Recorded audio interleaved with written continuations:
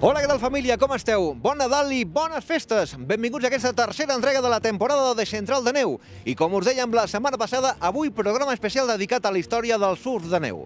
Així que si ens voleu acompanyar, donem el tret de sortida d'aquest tercer capítol de la temporada. Sigueu benvinguts!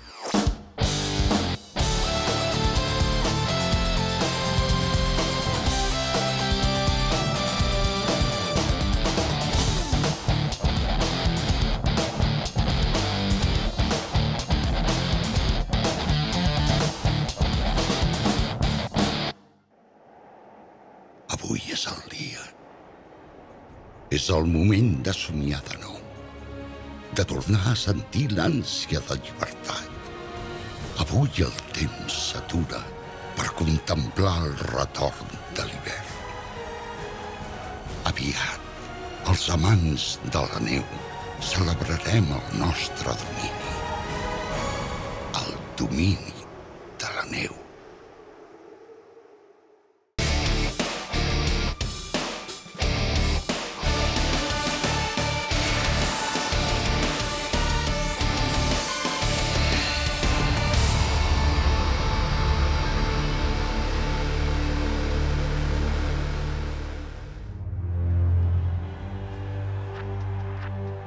The contest scene was the exchange of idea and progression of the sport. It makes me do things that I'm not comfortable with, and that's a good thing, because it makes me do better. If you want to consider yourself to be one of the best in the world, you've got to be able to win these major contests. Everybody wants to win. We just got to push the sport, do new tricks to be able to win. 30,000 people yelling my name and you just stand up there. I still have it in my ears. That was a nice feeling. Nobody can take that away from you. It's just you in that moment. El Nadal de 1965, Sherman Poppin va inventar l'Snurfer. Això va canviar la història dels esports de neu. L'any 76 ja hi havia més d'1 milió de Snurfers venuts a tot el món.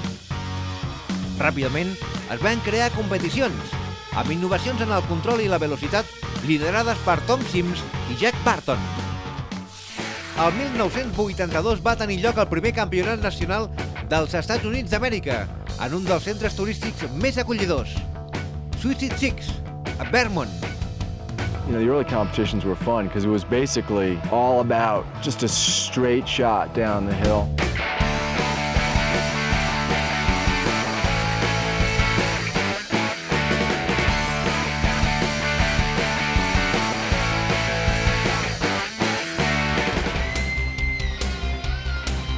The beginning of the 80s, we saw magazines with pictures of America. We started to copy the stuff that we saw on photographs. The first time I competed was 1985. It was the first time that a European showed up to compete against the famous Americans at the time. Jose was kind of like the role model snowboarder. By competing, we proved very quickly that we are very reliable on packed snow, even on ice. So that's why the alpine disciplines very quickly developed.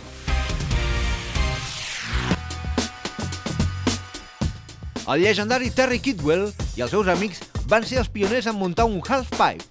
We found this ditch in the summertime, and we went there in the winter after we got a little snow, and we built a couple kickers off the end, and it was one of the first quarter pipes in snowboarding.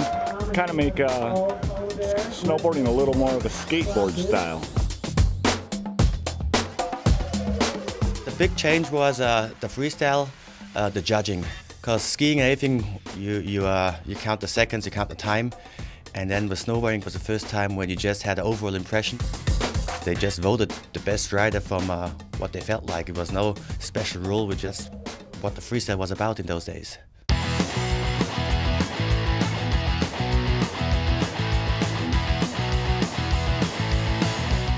El freestyle va donar forma al futur de la competició de surf de neu.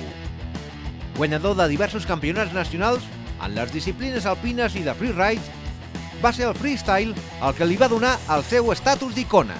First world title I won was in 1986, and that was at the Breckenridge World Snowboarding Championships. I won the half-pipe title there. I realized I really want to start going to some competitions to learn more about snowboarding and have fun in this little brotherhood of pro snowboarding at the time. There are some types of people, some types of sportsmen, and Craig Kelly is the same like Terry Harkinson, the same like Shaun White. You just have special people, special heroes, which will always be the best, and he was the first one in snowboarding. A l'inici dels 90, la rivalitat entre Shaun Palmer i Craig Kelly estava en el punt més àlgid. Ells dos van dominar gairebé totes les competicions. Però en el Barton Open de 1990 va fer aparició el noruec Terje Håkonsen, de 17 anys. Amb el seu estil agressiu, trucs innovadors i una gran amplitud en el halfpipe, el noi cregut de Noruega va deixar la seva empremta en l'snowboard. What's your goal? Get a car. You got a car? That's your goal? All right. Where do you think the sport is going to go? It's going to go far. It's going to go far? You know, it was just a dream. It was like I was beating the guys I looked up to, and riding with Palmer and Brushy, and especially in the pipe. From what I remember, it was good times.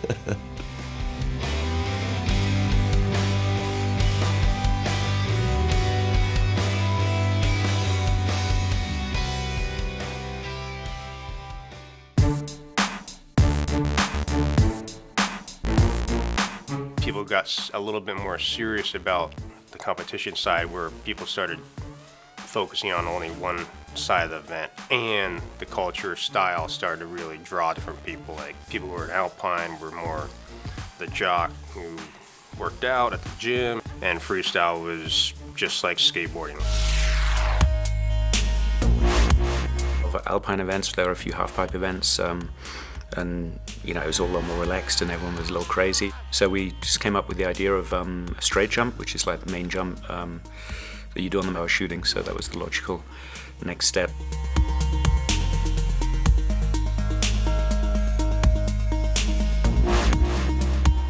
It was definitely a trying contest. It was hard, and I'm just happy to be here in Austria. I think it's the best one that I've ever been to, just because it's like Supercross and there's all these people. El 1994 va néixer l'Art and Style, que representava un veritable canvi en el surf de neu. El seu primer guanyador va ser el jove suís Reto Lam. For me, it was amazing to actually experience winning the first Air and Style, because it was within the history of snowboarding. It was one of the most important moments, and to be there on the pinnacle at that exact time really changed my life.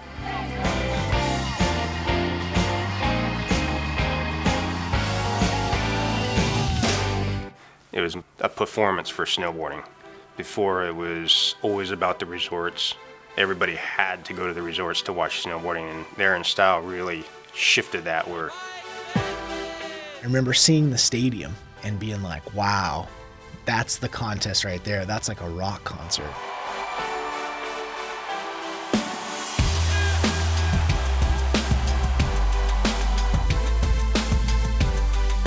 I ended up winning before Terje and Johan Olofsson, which were good friends and good people, so it was a special moment for me. En 2 anys es va passar de 5.000 a 20.000 espectadors. Era el més gran esdeveniment de surf de neu en el món. Everybody wanted to win as much back then as they want to win now, you know, because that contest has history and they really want to win it, you know. It's like a prestige kind of thing. L'snowboard s'estava convertint en un moviment, un estil de música i moda pròpies.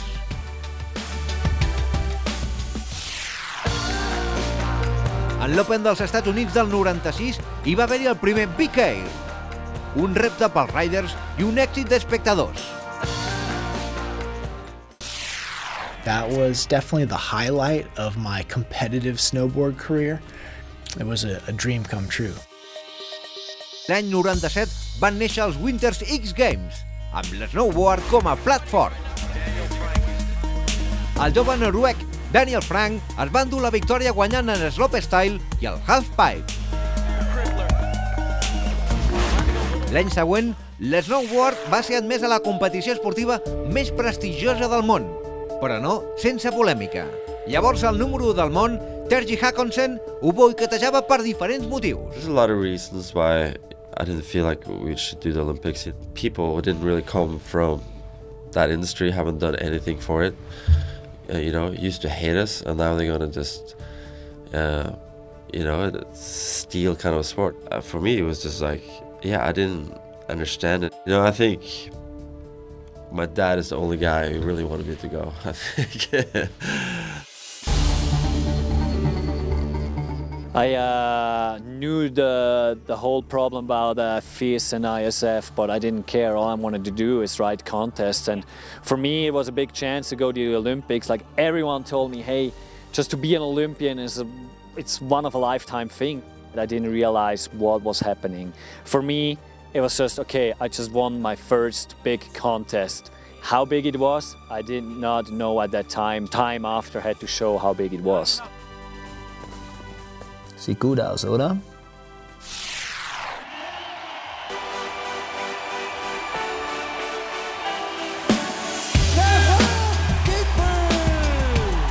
The first time I won the air and style was in '99. I did a cap 9 back then. Crowd was already huge. It was a 50-50 chance landing it, and well, I guess I just got lucky. It was a big surprise winning it again in 2000, and even a bigger surprise winning it a third time in 2001.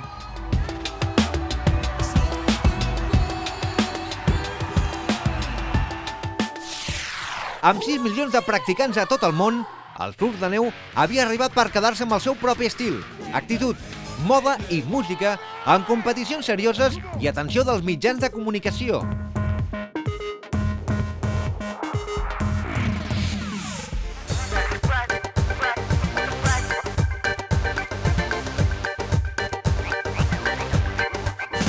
On altres esports es tancaven, hi havia un home que impedia que això succeís amb l'snowboard.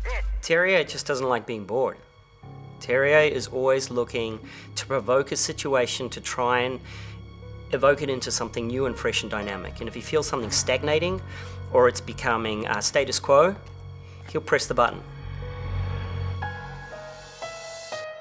One of the reasons why I started doing the Arctic Challenge was because it was really frustrating. When we went to events, the people who organized them they didn't know how to push the progression. We start experimenting with bigger jumps, transitions, and different formats. L'Arctic Challenge es convertia en el punt de referència per la progressió de l'esport. I entre les moltes estrelles convidades a Noruega hi havia un nen de 14 anys d'edat amb el nom de Shane Wade. Here you got skating, surfing, whatever you want to do, so it's pretty nice to have that option. The most important thing for having an event or competing, if you have a good course, a good elements to ride on, the level is going to rise and you're going to see better riding. Molt bones curses van ser dutes pel propi Terje Håkonsen, però el seu rècord en el quarterpipe va ser fulminat per un jove, Kiki Sorsa, amb uns increïbles 9 metres amb 35, un registre que perduraria per 5 anys.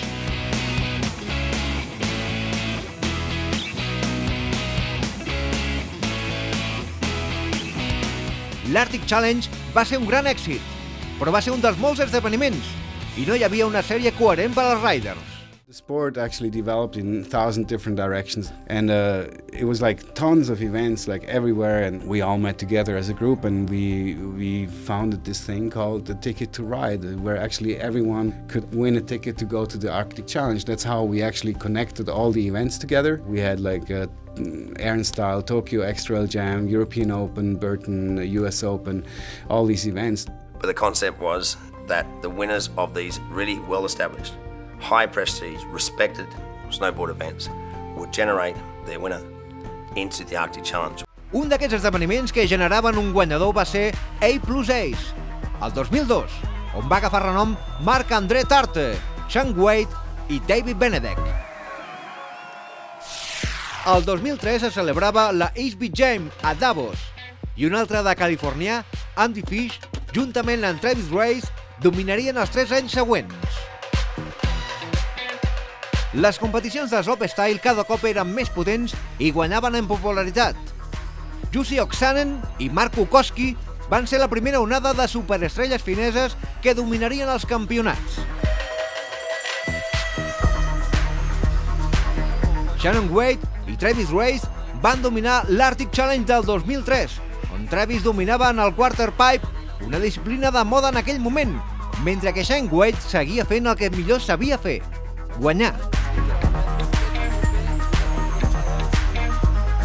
L'any següent, el Ticket to Race va continuar creixent amb la incorporació d'esdeveniments júnior i la creació d'un sistema de nivells d'1 a 6 estrelles.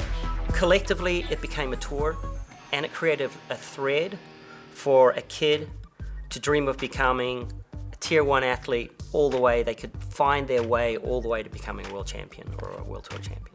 That's what the TTR created.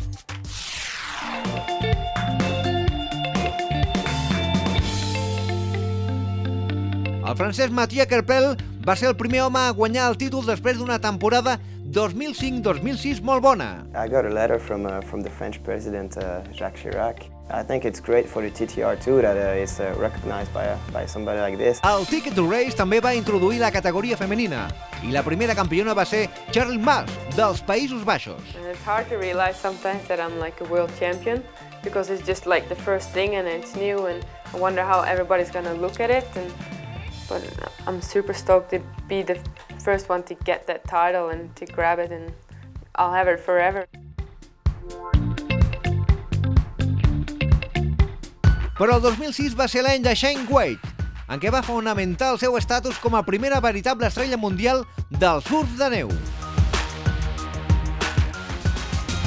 Riders com Shaun Wade empenyien la progressió en les figures, però va ser l'alemany David Benedek qui en el seu Airing Style de Múnich del 2006 crearia el truc que donaria forma al futur de la competició de surf de neu, el Double Cork.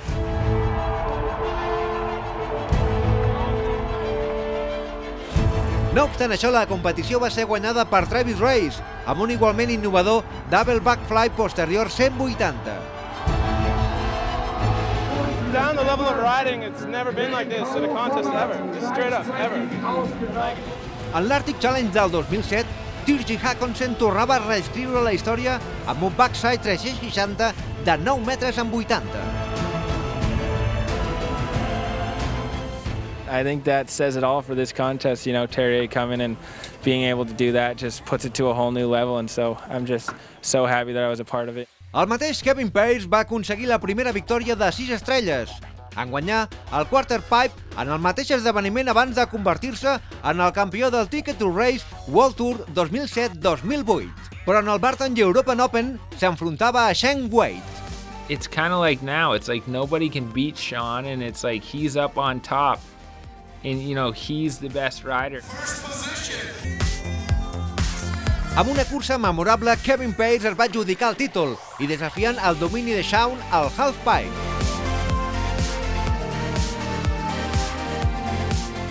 There was so much pressure on my shoulders, just like, if you don't do this, then the season's blown for you.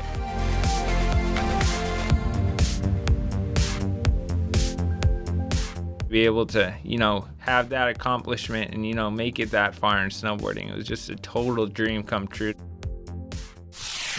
My name is Peet Piiroinen. I'm 16 years old and I come from Finland.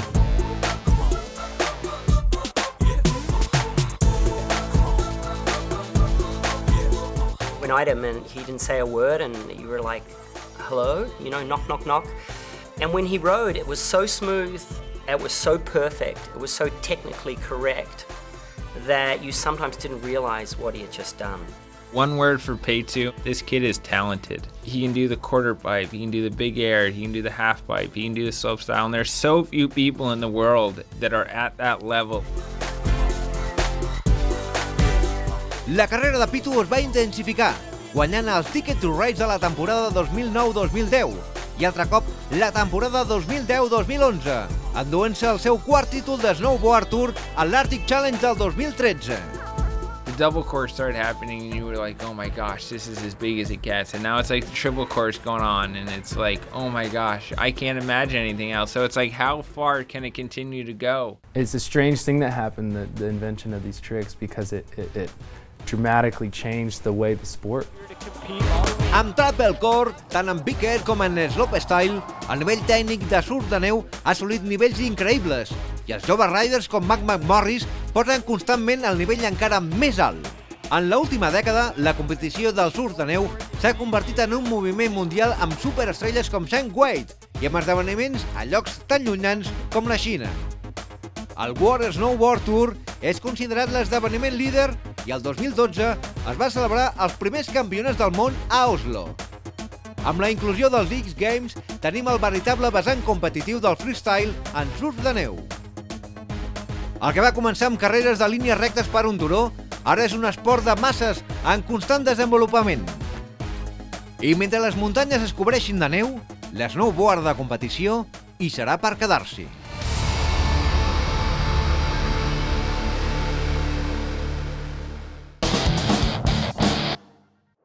Les muntanyes de Sud de France Languedoc-Roussillon patrocina aquest espai.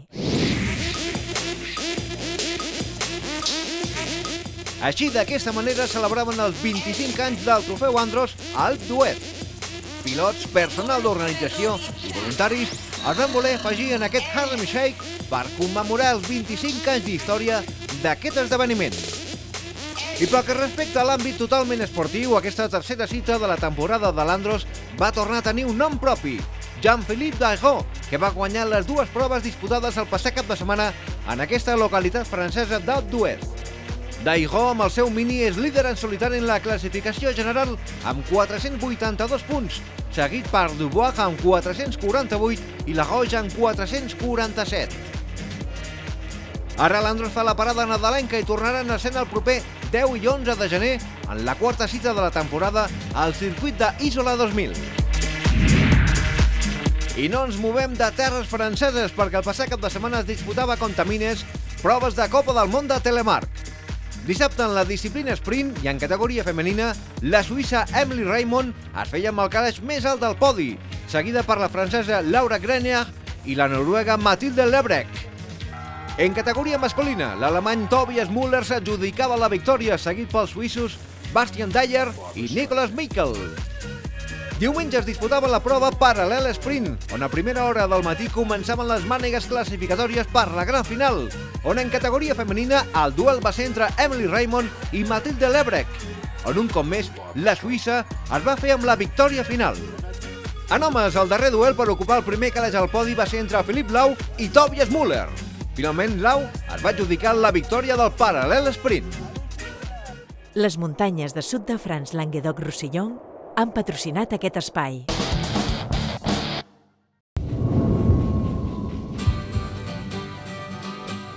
L'amor és arreu, viatjant per tot l'espai. L'amor és arreu, l'amor és la neu. L'amor és la neu. Amics, fins aquí aquesta darrera edició del 2013 de Central de Neu, una edició especial que hem volgut dedicar a la història del surf de neu. Nosaltres marxem, però ara mateix posem en marxa un nou concurs on podeu guanyar 2 invitacions de dia per Vallnord o unes ulleres Adidas. Per participar, heu de contestar correctament a la pregunta que surt publicada al Facebook de Central de Neu. Nosaltres ho deixem aquí fins l'any que ve. Fins llavors, bona setmana, bona esquiada i bona entrada al 2014.